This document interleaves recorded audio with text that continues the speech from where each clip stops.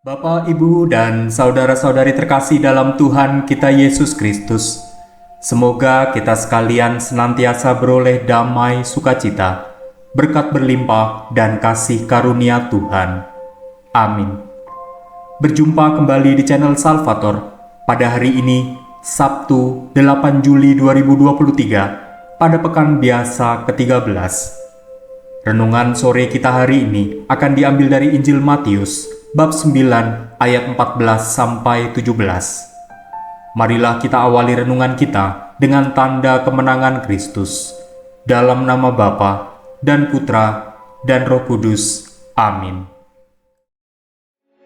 Kemudian datanglah murid-murid Yohanes kepada Yesus dan berkata, "Mengapa kami dan orang Farisi berpuasa, tetapi murid-murid-mu tidak?"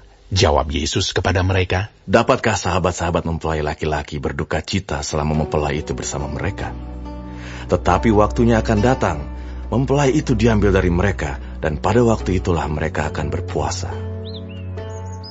Tidak seorang pun menambalkan secari kain yang belum susut pada baju yang tua. Karena jika demikian, kain penambal itu akan mencabik baju itu, lalu makin besarlah koyaknya. Begitu pula anggur yang baru, tidak diisikan ke dalam kantong kulit yang tua, karena jika demikian, kantong itu akan koyak sehingga anggur itu terbuang dan kantong itu pun hancur. Tetapi anggur yang baru disimpan orang dalam kantong yang baru pula, dan dengan demikian terpeliharalah kedua-duanya.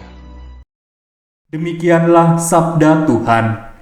Terpujilah Kristus. Bapak, Ibu, dan saudara-saudari terkasih, dalam sabda Tuhan hari ini, Yesus hendak mengajarkan kepada kita makna puasa yang Yesus kehendaki.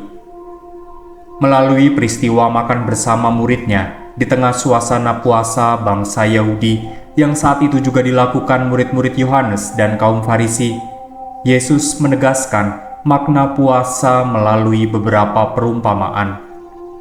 Yesus hendak mengajarkan makna puasa yang baru, yang benar, bukan puasa seperti yang mereka, orang-orang Farisi, lakukan. Bukan puasa yang hanya sebuah tradisi atau ritual.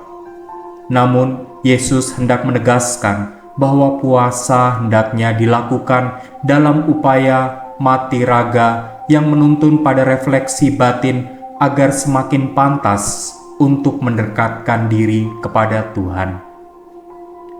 Bahwa akan tiba waktunya para murid dan kita semua harus melakukan itu. Namun tidak saat itu.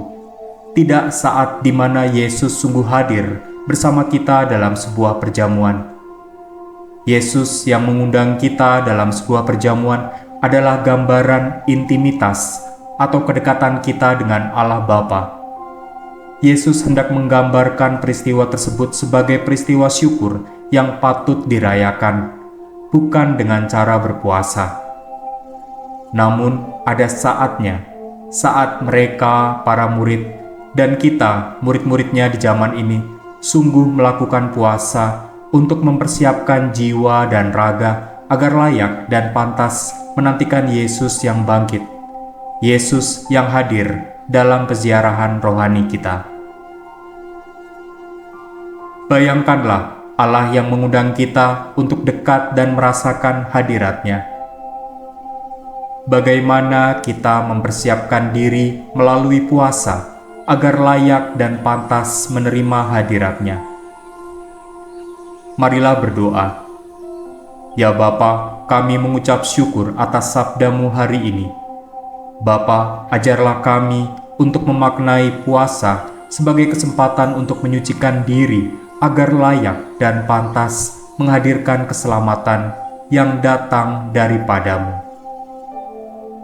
Bapak, Ibu, dan saudara-saudari terkasih, marilah kita maknai, kita lakukan, dan kita hadirkan puasa sebagai peziarahan hidup kita dalam menantikan Yesus Juru Selamat. Dalam nama Bapa dan Putra dan Roh Kudus. Amin.